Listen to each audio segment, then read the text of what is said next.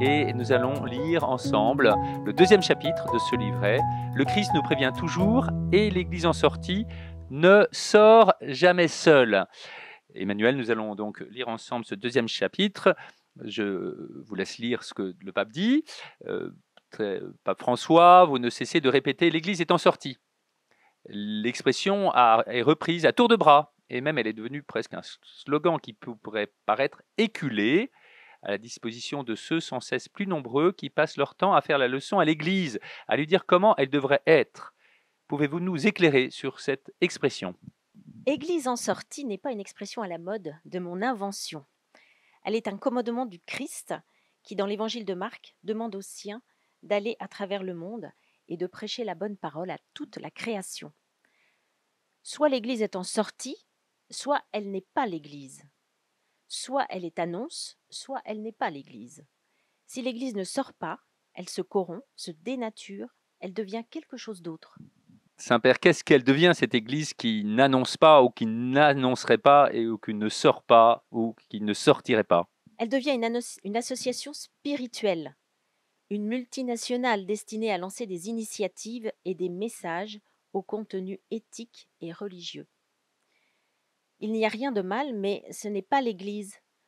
Il s'agit d'un risque lié à toute organisation statique dans l'Église. On finit par domestiquer le Christ.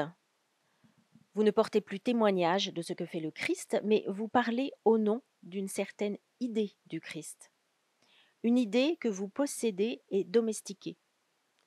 Vous organisez les choses, vous devenez le petit impresario de la vie ecclésiale où tout arrive selon un programme établi et où il suffit de suivre les instructions. Mais où la rencontre avec le Christ n'arrive plus jamais.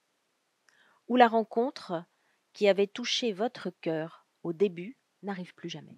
Vous parlez de rencontre avec le Christ. Est-ce qu'on peut penser que la mission est un antidote à cette perversion ? Est-ce que la volonté et l'effort fait pour justement sortir en mission suffisent pour éviter ces distorsions ? La mission L'Église en sortie ne constitue pas un programme à réaliser, une intention à concrétiser par un effort de volonté. C'est le Christ qui fait sortir l'Église d'elle-même.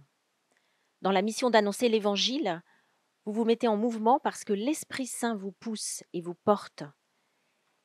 Et quand vous arrivez, vous vous rendez compte qu'il est arrivé avant vous et vous attend. L'Esprit du Seigneur est arrivé avant.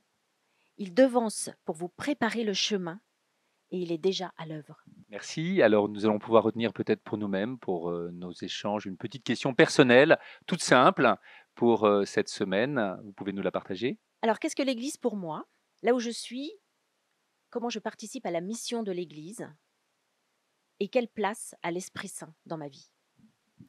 Vous pourrez retrouver ces questions et des extraits du texte sur le site du diocèse. À bientôt, j'espère.